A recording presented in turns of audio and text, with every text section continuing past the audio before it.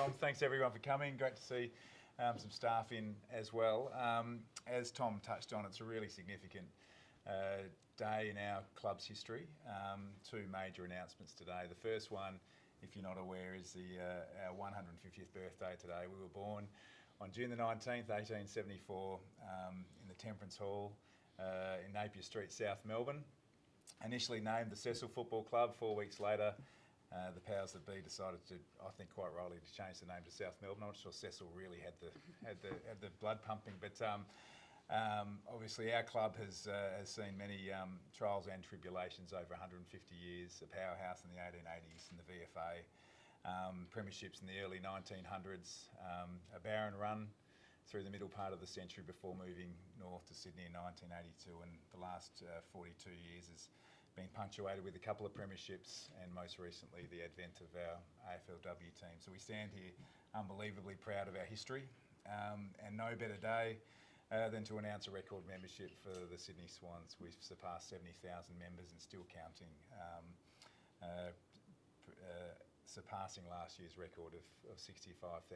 So if we go back to the numbers, 1996 we're at 9,000. Year 2005, a premiership year, 25,000. 2012 was 29,000, and now to 70,000. And on our way to hopefully 75,000 before we start the AFLW season towards the end of August is a really significant milestone. And it doesn't happen overnight. It certainly doesn't happen by chance. And we're all here as a club to acknowledge that, acknowledge our birthday, acknowledge our membership, and really pay thanks to everyone who's come before us to put in the building blocks and the foundations for this football club to be the club we are today. So I might throw to men's captain Cal to say a few words. Thanks, Harles. Yeah, just on behalf of the men's program, we just really want to thank the 70,000 members that we have. You know, our football club started in South Melbourne, and to be able to have two great cities involved in membership of our great club, especially in our 150th year, has been remarkable, to be honest. And I know it gives us a massive lift as players when we run out to the SCG, and just under 40,000 average over the first half of the year has been something remarkable, and it gives us a massive lift as players. So from the bottom of our heart as the men's program, thank you very much for our 70,000 members. Thanks, Cal. And yeah, on behalf of the W program, although we've been a short part of this 150, it's been such a privilege to have a female side represent the Bloods now, and I know every single female athlete that pulls on the Guernsey understands the importance behind it, not just the personal number but the colours that we put on. And yeah, to have 70,000 members, and I urge, we want to get to 75 before the AFLW season starts, and we've got 10 more weeks. I just came off the track from halfway through the third, if you can't tell. But yeah, to be part of this short, 3 years, and I can't wait for many more years in the W program, and happy birthday to us. But thank you. Henson is by far one of the best grounds to play at, and it's proven because we hold records within the AFL of our home attendance. So thank you on behalf of the W program. Thanks, Clay.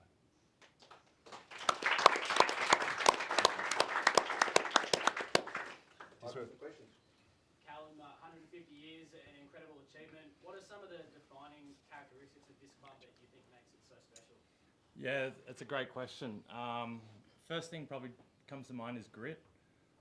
Think back to 82 when we moved to Sydney. There was so many people that helped save our club and get it to where it is today. And then the evolution of the Bloods in 2003 is another thing that was grit stands up and has sort of helped pave to where we are today.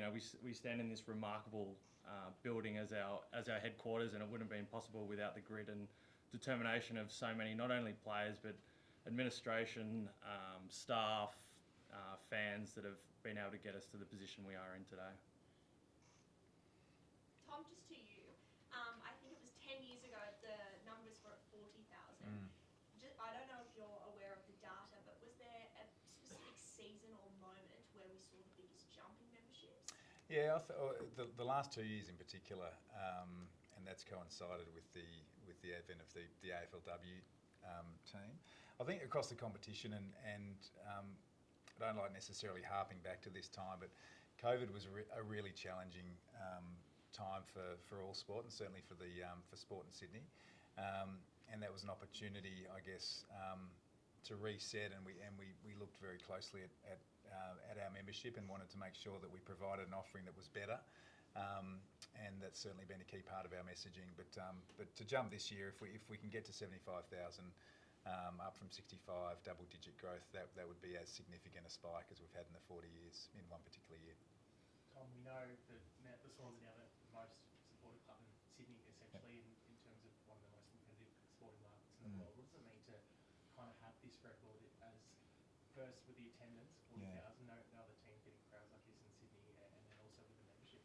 Yeah, I think I'll touch on the attendance first, and Cal touched on it. So the average is 39,950 or something like that. Just we're a few short in the Geelong game to get that average over 40,000. But to put that into context, and notwithstanding that for a period of time we played a number of big games out at ANZ Stadium.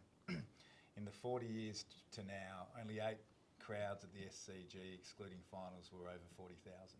And 4 of our 6 home games have been this year. So that sort of speaks to the momentum and the support. And you know, John's in the room here, and John often talks after the game in his press conference about the impact that the crowd has, and I know the players talk about that. So we are unbelievably grateful for their support, and it really does matter. It matters in a performance sense.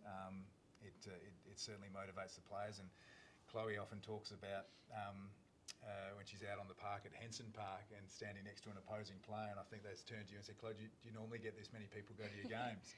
And so it matters for the players. And so we feel unbelievably privileged to be able to provide that platform for our fans to come in and enjoy what our athletes do. And then obviously the transition to membership is a part of that too. So general fans, core fans, members, attendance are the things that we're really focused on at the moment. With this rise at the moment, you almost worry that the SCG is going to be too small for what you guys want to become in the future? Oh, look, I think you have to look at things over, I guess, in that context over a longer period of time. And look, we want to make sure that we provide access to all of our members, and our membership team, many of whom are in the room today, have been able to facilitate that and triage that on match day. Look, if there came a time where we needed a larger stadium, that'd be great. Right now, we're very comfortable, and playing and packing out the SCG, it's just a really good fit, and we feel like we're a significant part of the sporting landscape in Sydney. Tom, you've obviously got one of the most exciting teams at the moment in the competition. Fans are loving coming and seeing it. Can you give us any update on the contract news, if there is any, on Chad Warner and how's that going? Chad Warner. The update I can provide on Chad Warner, he's got a year and a half to go on his current contract, so nothing to report there other than to say I know, and I guess without wanting to speak on behalf of the playing group, they're really invested in what they're doing. Callum's obviously the captain of the men's team, and from my position where I sit, I just see a really invested and engaged group that want to play together. So they will play. This will be as straight bat as you can get. They will play out at the right time, at the right pace, and with the right people. But very confident of the connection the group has at the moment. Going a bit back, Tom, you were in another life. You were involved with the GWS Giants as a consultant, I believe, in terms of getting that club up and running. We're on the 158th year of this club. I'm watching the coach in the background. He's raising his eyebrows at me. And for Cal as well, how do you both reflect on the Sydney Derby and how that's grown over the years and where it is now in terms of this is a city for footy? Yeah, the first thing about the derby is save for probably the first couple of years when obviously the Giants were coming into the competition, they've become really great games of footy. Two really good teams having a red hot go, and I fully expect that to be the case on Saturday night. We had over 40,000 for a game here at the SCG in torrential rain as well.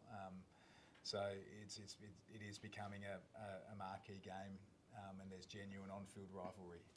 We both understand the role that we've got to grow the game from grassroots and above, but when you're talking about just the elite competition, the AFL competition, I know it's fierce, and fully expect a really strong crowd out at NG Stadium. And I've got no doubt our boys will be doing all they can to put the best foot forward. Callum, for you, obviously I'm sure bittersweet start to the year, being able to watch the side do so well, but to not be out there, I'm sure it's probably been tough, but can we expect to see you in this big game on the birthday week for the club? No, I won't be available this week, but things are going well. I'm training fully. But as you said, it sometimes is a bit strange. You'd love to be out there as much as possible, but from the club's perspective, we're in a good spot. We're playing pretty good footy, but we've also got even more improvement in us, which we're really looking forward to. And it's going to be an absolutely massive game. And we just urge all Swans fans to get out to NG Stadium and try to cheer us on. How many weeks do you know?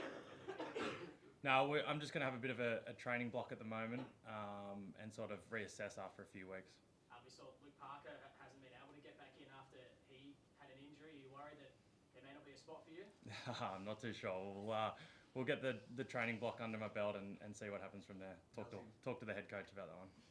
Mills, we see you on the sideline with the headset. How are you seeing things, being a bit involved with the coaching staff, with the slow starts? What are you seeing are things that the Swans can improve on what's a pretty incredible year so far? Oh, it's I think our starts obviously have been a little bit slow, but it's part of the parcel when you've got teams coming at us and trying to put their best foot forward. And we haven't really looked too deep into it because we've done a lot of good things over the other quarters. So we'll put pieces together to try and mitigate that. But I think as a whole, the way we're playing our footy is what we want to be doing, and we'll just try to extend that over 4 quarters a bit more. Now, Callum, I know you're not playing this weekend, but the Giants came out and said, they had their purple patch at the start of the season and had a bit of a slip, and they said that they were sort of planning to inflict that on you guys. Does that rev you up? Not necessarily, to be honest. They're allowed to have their opinion. We'll go out and play the game that we try to want to implement every week, and we have great respect for Giants. They're an unbelievable side, so we'll be putting our best foot forward come the weekend, and we're really looking forward to it. Tom, regardless of rivalries, this weekend is Saturday. If you stand out on the ground out at Homebush and you see no empty seats whatsoever, how satisfying will that be for the game? I think it would speak certainly to the traction that our fans are displaying at the moment. It's clearly, without wanting to comment too much on the Giants, it's clearly a growing market out there. But when the two clubs come together, as I said, there was 40,000 at the SCG, and I would expect a full house out there on Saturday night. That's a club that's 12 years in existence, and I think full stadiums speak to the popularity of the code. Millsy, in terms of your shoulder, we saw you open on the tackle bags a bit yesterday at training. How is it feeling? How is it kind of warming back up to that contest again? Yeah, it's feeling good. It's really good. My shoulder's been sweet. Been doing that for a while now, so I don't have any dramas really. Millsy, we obviously see the mids are going pretty well. Obviously a class player yourself. In terms of training, when you speak to John, are you envisioning yourself coming in half-back flank, or do you think you're pushing really to get back in the mids? No, we haven't spoken about that actually. We just want to get the training under my belt, and we'll reassess where the team's at and where I'm at that stage, and those conversations will be had down the track. Tom, in terms of, there's a bit of news about academy picks and potentially changing. You've got a fairly decent academy pick right beside you. What's your stance? I know John's obviously spoken about it and how that could change things for this club. Look, I'm happy to go absolutely on record with this. I think the academies are the most important game development initiative for the growth of the game, certainly in Sydney and in Queensland. The reality is the current bidding process and the belts and braces that are attached to that, I think, are absolutely adequate. The facts still remain. We've got 25% of our playing list from New South Wales, which means 75% aren't. And if you extrapolate it back, the academies have been going for 14 years. We've had over 5,000 boys and girls through the academy. Only 24 have been drafted, and half a dozen of those have had careers like Callum. So that's I'll check my maths. It's about 0.01% of players who have come through the academy have made it to the elite level. And those other, just shy of 5,000 are now, certainly contributors to the game. They might be volunteers, they might be coaches, community players, and to make a snap judgment off the 4 Gold Coast players, which is what it feels like, I think would be really folly. I take a different view. I celebrate the fact that the Suns had a really strong academy hall, and certainly the club's point of view from what we do and the time and energy that we invest into growing the game, I think is recognised and needs to continue to be recognised. Chloe, Couple more, please, guys. Chloe, you mentioned Henson Park. Obviously, the Swans get to kick off the W season under lights at North Sydney. How excited is the playing group for that game? Yeah, the playing group, and I think more broadly the club in whole is excited. It's an effort on behalf of what we've been able to do here, how hard our staff and admin work to get fans to the games and the activations that they have around it, and to make it an engaging experience. And it's almost the question, why wouldn't you want to be at Henson Park to watch?